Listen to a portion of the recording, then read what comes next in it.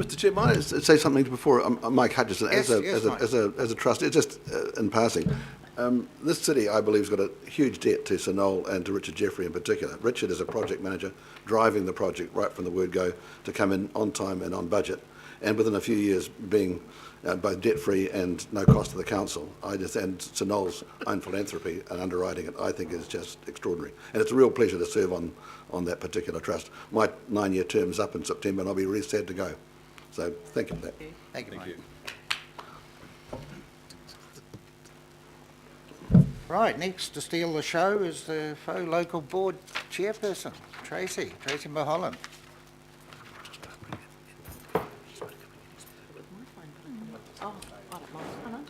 Welcome, Tracy. I believe there's a lot of questions for you afterwards. Thank you, Mr. Chair, and thank you for your confidence in me and our board. In the photo, you have to put your hair back, Tracy, slightly. Sorry. Right, so kia ora, Morena, and yes, I am. Oh, it's dreadful, isn't it? I'm not very good at posing. Tracy Mulholland, Chair of the Faux Local Board, and it is a real pleasure to be here. I know a lot of you, and I know you're very familiar with our board, and I always welcome you, so I wanted to say that initially, you're always welcome in the Faux. So, governing body members and to the meeting, I'm talking to item 9, Disposals Recommendation Report. I have some points. I understand I have 5 minutes. I have some points here and I'm willing to hand over my notes as part of it if required.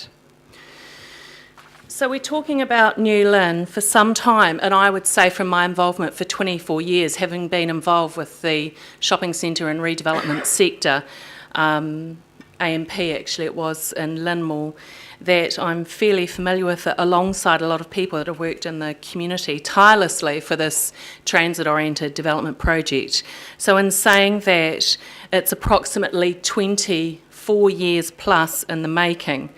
So developments in the since the adoption of the original plan around the site have included a number of significant items, and they are the relocation of the RSA, the creation of the square and Memorial Drive, the replacement of the bus terminal and rail station, demolition of community-built library and community centre and replacements, and they have strengthened the town centre alongside the redevelopment of the Lynmore property and other small surrounding businesses. And of course we're all familiar with the fact that Evander is on site, which is great because it's approximately 2,000 people which will be homes. That's really good news for us and our community and how the transit oriented development project has worked.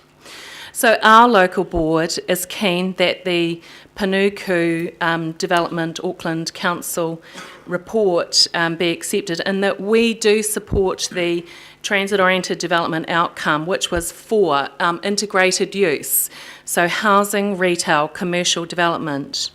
We do need this housing, and we know that New Lynn is set for that because it was actually set up to do this work from the old Waitakere days, and I must also declare that I did work for Waitakere City Council in relationship management at the time on the project. So we are keen that we can consider and support this project to support essentially the transit centre that we have there and to progress this.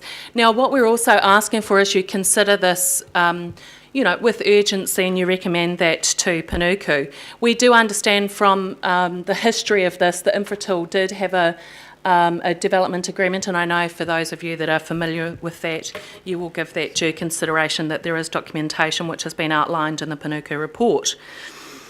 So Totara, for the area and why that urgency, around the site there are some boarded up shops, and there has been, as if you're familiar with it, some development. There's housing on top of the transit centre, and where the buses come in the terminal, there is also private investment in there. So we really do want to encourage a move away and to go to that next stage of a TOD development. So it was in conjunction with NZTA, central government, local government. We had a whole lot of parties involved in this pretty exciting project, and we do want to move forward. There are some, as every community is faced with some issues of safety and needing to redevelopment, and I must say it is notwithstanding the fact that we do appreciate this is, I appreciate from our board's perspective,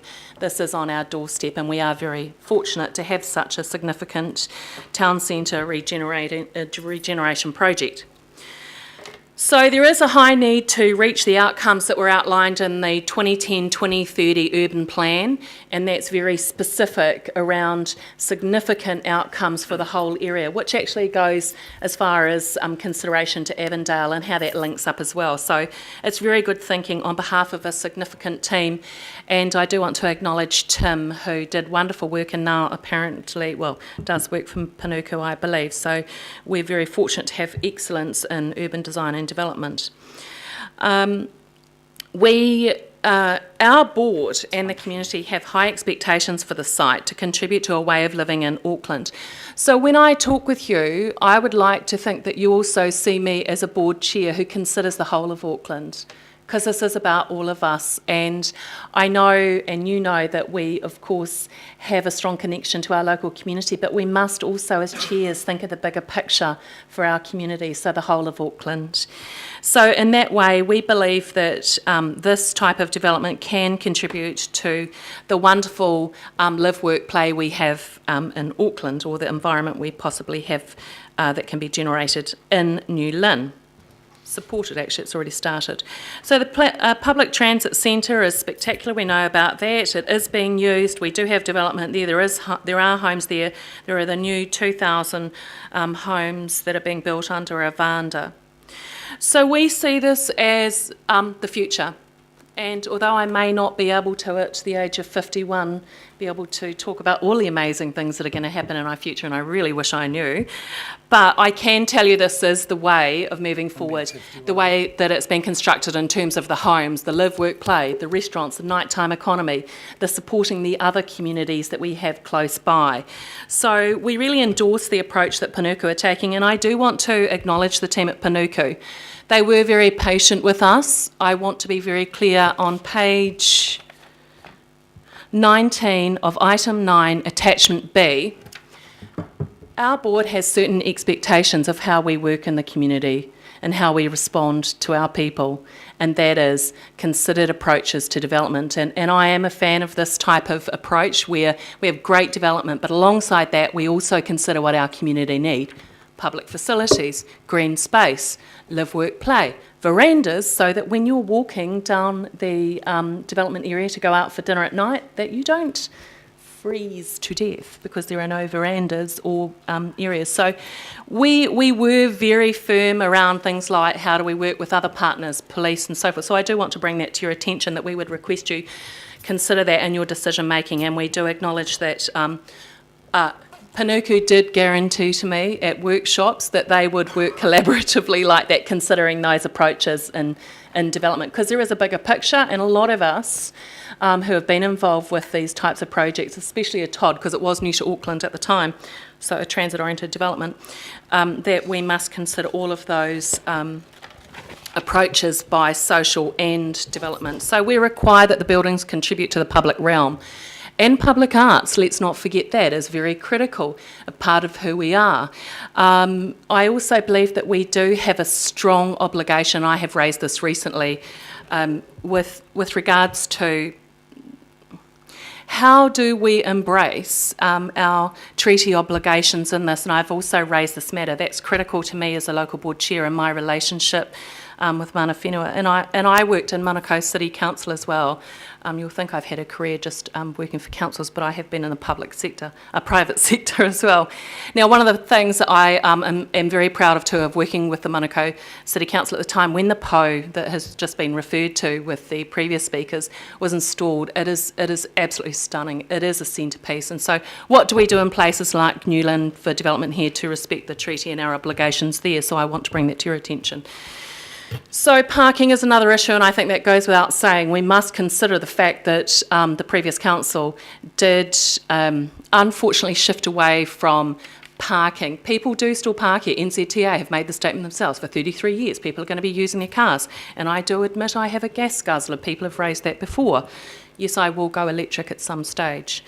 So I think for our community too, we need to be across this, and that parking is a critical issue for us, and we do have a right to be able to support those, or people have rights to be able to be supported in terms of that live, work, play environment. And if we want to generate good business and good outcomes for our whole community, they need to be able to park as well as use public transport, and that should be promoted. So this was one of the first long-term plans in terms of a transit-oriented development, that it is proving its worthiness. We have had reports go to government with regards to the NZTA funding and central government support of the project to indicate clearly this is working. We do need to move it instead of talk, so I'm very pleased that Panuku have made this approach to us, and notwithstanding the fact that we did ask for aspects outlined already to be included in their consideration. So we believe that it will confirm what the urban plan and council require for a tiled area. Now, I do hasten to add, and this is a new way of working, and when I say new, in the last 15 years or so. So we support PPPs. I've been involved in a number of PPPs myself, having worked for AMP and been involved with the Todd project alongside a number of other partners. It was hard to get off the ground, but it can work, and I do understand the considerations this governing body has to make with regards to how does that work.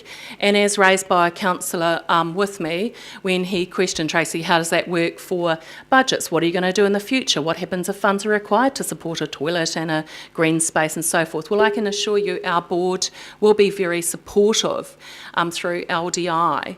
Well, I can say that. That's not saying what will happen in 2.5 years, but we will be supportive to ensure that we do have that infrastructure in place, and that our LDI is considered. I should note considered. I have to wrap up, Tracy. Thank you. Yep. So I am actually on my last point here. It is a regenerating town centre. It is connected to, close to Avondale, where work is underway.